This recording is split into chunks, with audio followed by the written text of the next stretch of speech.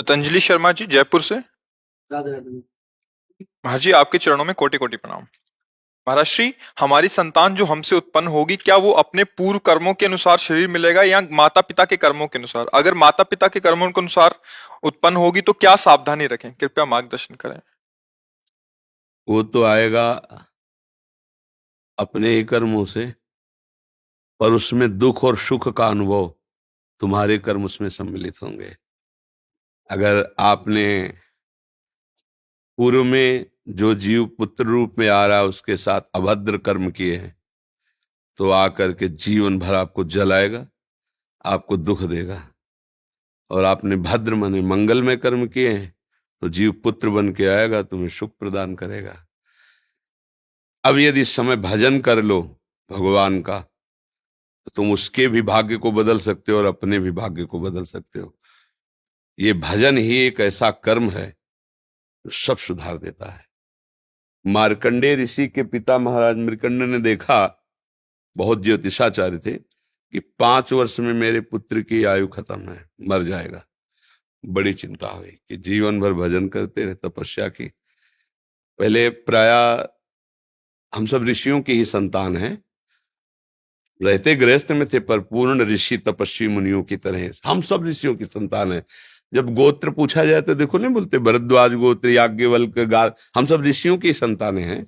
हाँ, तो उन्होंने को लगा कि कैसे क्या कर सकते हैं कि 5 वर्ष के बाद ये बालक जीवित बना रहे। अब पिता का कर्म शुरू हो रहा है। पूर्व संयोग इतने ही वर्ष का था, अब उनका नया कर्म काम कर रहा है। उन्होंने विचार किया, भगवान के भक्तों और संतों में विशेष सामर्थ्य है। यदि संतों को साष्टांग दंडवत करे और संतों का आशीर्वाद मिले, तो मैं इसे मृत्यु से भी बचा सकता हूं। उनको पता था, उनकी श्रद्धा थी, उनकी भावना थी। तो प्रायः पवित्र नदियों के किनारे ही ऋषियों के आश्रम होते थे, तो गंगा जी के समीप ही, तो घाट में खड़ा कर देते। जो भी संत दिखाई देते, वैष्णव तिलक या शैव तिलक, वो सबको आदेश कर, छोटा सा बालक 2 वर्ष 3, साष्टांग प्रणाम करो, साष्टांग प्रणाम करो। उनकी सेवा यही थी, प्रसाद पाओ और जाके घाट में खड़े हो, जो भी संत दिखाई दे साष्टांग प्रणाम करो। एक दिन प्रच्छन्न वेश से गुप्त रूप से सनक सनंदन सनातन सनत कुमार भी, अब आपको क्या पता कौन महात्मा किस कोटि का किस वेश में तुम्हारे पास बैठा है, या तुम्हारे संग वार्तालाप कर रहा है, या तुम्हें कभी मिल सकता है, हमारी दृष्टि नहीं है ना। और वो दिव्य महापुरुष थे और वो देखा करते थे।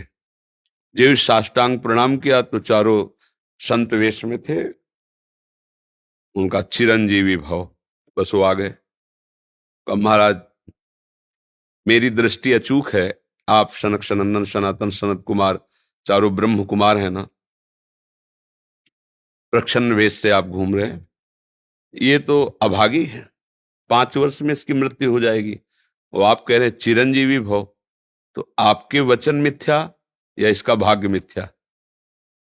इसी इसी बात में बैठे थे कि कोई ना कोई महापुरुष जब फंसेगा तो ये भाग्य को मिटा सकता है, साधारण थोड़ी मिटा पाता है, महापुरुष ही मिटा पाता है, उसमें सामर्थ्य होती है। तो उनका ठीक है, चिरंजीवी तो रहेगा ही।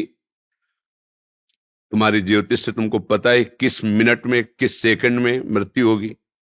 उस दिन प्रातः से लेकर के और मृत्यु समय तक भगवान शिव के मंदिर में शिव का आलिंगन करके इसे बैठाल देना, बस फिर और हम देख लेंगे। ऐसा ही किया।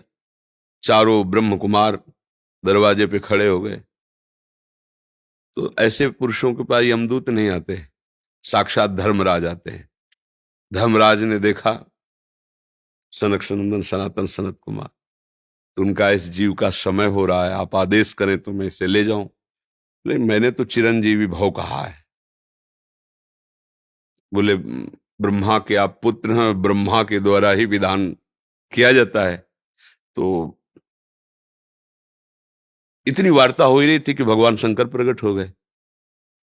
उनका कि कुछ बदलना नहीं है, 5 वर्ष की आयु ना, हाँ 5 वर्ष ही रहे, मेरी आयु के 5 वर्ष रहे। भगवान ब्रह्मा जी एक सुई लेकर के ऐसे कमल में छेदे थे, आका 1 वर्ष हो जाता है। वो क्रम जब समय का नहीं, जैसे उत्तरायण दक्षिणायन, देवताओं के दिन रात, ब्रह्मा जी का दिव्य 100 वर्ष का जो आयु का विवरण है ना, उसको जब पढ़ो तो होश खराब हो जाएगी। एक दिन में 74 मनु बदल जाते हैं, इंद्र बदल जाते हैं एक दिन में। और भगवान का समय, वो जो ब्रह्मा जी का समय, निमेष, पलक झपकना, इतना, इतने ब्रह्मा की पूरी आयु हो गई। 5 वर्ष उनके, आज तक मार्कंडेय जी जीवित है, उनको चिरंजीवी ऋषि कहा गया है मार्कंडेय जी का। अगर पिता भगवान का भजन करे तो अपने भाग्य और पुत्र के भी भाग्य को बदल कर जैसा चाहे वैसा कर सकता है। भावी मेट सके त्रिपुरारी। अगर भजन बल है तो फिर आनंद ही आनंद है, नहीं तो दोनों के कर्म संयोग से ही संयोग बनता है। तो तुम्हारे लो पुत्र रूप में आ रहा है। अभी हमारा आपका पूर्व जन्म का कोई संयोग तो आपको देखते ही चिढ़ पैदा हो जाएगी। आप ऐसे वचन बोलेंगे कि मेरा हृदय जलने लगे, लगे ये आदमी क्यों आया हमारे सामने। वो हमारा कर्म है जो आपको भी जला रहा है, मेरे को भी जला रहा है, दोनों में द्वेष पैदा कर रहा है। और अगर अच्छा देखते ही ऐसा लगा कि मानो हमने बहुत समय से अपने प्रियजन को बाद में देख, ऐसा लगता है ये तो हमारे बहुत प्रिय, और देखकर आनंद है, आप जाओगे खुशी हुई, हमारा खुशी हुई, क्या हुआ। कर्म ही सबको दुख सुख देता है और कुछ नहीं। अगर कर्म को कोई मिटा सकता है तो भगवान का भजन मिटा सकता है, दूसरा नहीं। खूब प्रभु का आश्रय लेकर के उनकी लीला गायन करो, नाम जप करो, सब ठीक हो जाएगा। और गर्भस्थ शिशु को भगवत चर्चा सुनानी चाहिए, उससे प्रभाव पड़ता है। जैसे माँ गर्भवती है तो चाहिए कि स्वयं स्वाध्याय करे, या फिर परिवार के जन कथा कह रहे हो, चुपचाप शांति से बैठ के सुने और नाम जप करे, तो गर्भस्थ शिशु पर उसका प्रभाव पड़ता है। जैसे प्रहलाद जी जब कयाधु जी के गर्भ में थे तो नारद जी अपने आश्रम में लेकर के उनको भी भगवत चर्चा भक्ति का उपदेश किया, तो ऐसे महान भागवत 5 वर्ष में विश्व विजेता हिरण्यकश्यप को परास्त कर दिया। 5 वर्ष की आयु प्रहलाद जी की है और विश्व शक्ति संपन्न हिरण्यकश्यप परास्त कर दिया। अभिमन्यु जी गर्भ में ही थे, चक्रव्यूह का वेदन की क्रिया बताई तो 6 द्वार वेदने की क्रिया तक वो जगती रही, 7वें वर्ष हो गई तो फिर वो, मतलब गर्भस्थ शिशु पर बाहरी चर्चा का प्रभाव पड़ता है, बाहरी आचरण का प्रभाव पड़ता है। यदि हम नाम कीर्तन, भगवत चर्चा, भगवत कथा वार्ता, तो उसमें भक्ति का अंकुरण हो जाएगा, गर्भस्थ शिशु में उसका प्रभाव पड़ जाएगा।